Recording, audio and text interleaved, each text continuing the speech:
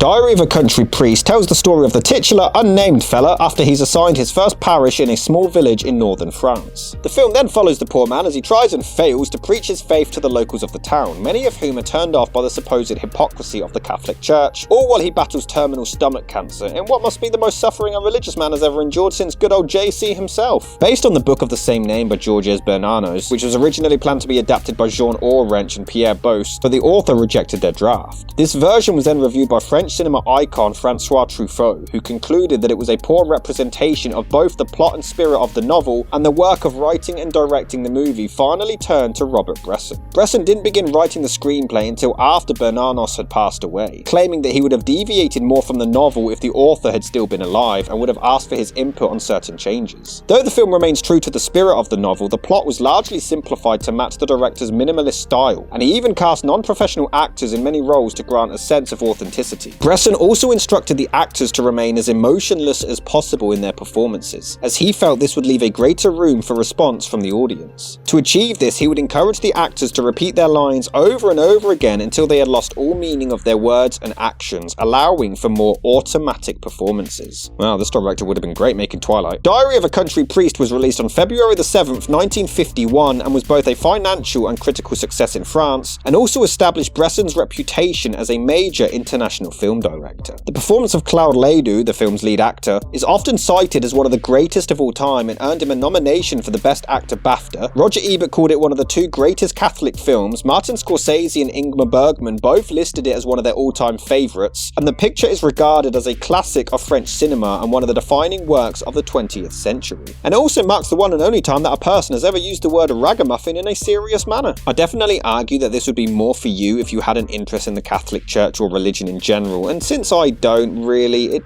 doesn't do a great deal for me. Don't get me wrong, it is interesting to see him start to question his entire life and the beliefs he's always grown up with. The performance is spectacular. You can see that the events of the film really take its toll on him and he's destroyed by the end. The fact that God, at least in his eyes, has allowed him to fall under this health condition is heartbreaking to see at points. Although sometimes it hits the annoying part of religion. À qui voulez-vous que je la demande puisque je ne crois pas en Dieu? Je n'ai pas beaucoup d'expérience, mais je crois reconnaître du premier coup un certain accent qui trahit une blessure profonde de l'âme. Or, we disagree and he's still a good person. La dureté de votre cœur peut vous séparer de lui pour toujours. Vous blasphémez.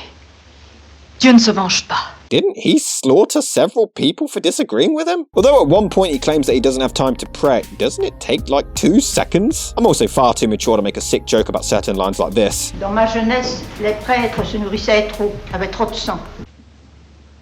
Vous êtes donc le diable. Everything is the devil to you, mama! The movie does contain the pet peeve I have for pointless narration. I realise it's a diary that's giving us his inner monologue, but his acting is enough to sell the damn story. That being said, the French accent makes it more acceptable. The film is a heartbreaking little tale about faith and a tragic story of a priest whose life was unfortunately cut too short. I did find myself growing bored at points because it's just not my thing, but it's still an incredibly well made film. Whether or not it's your style is for you to find out.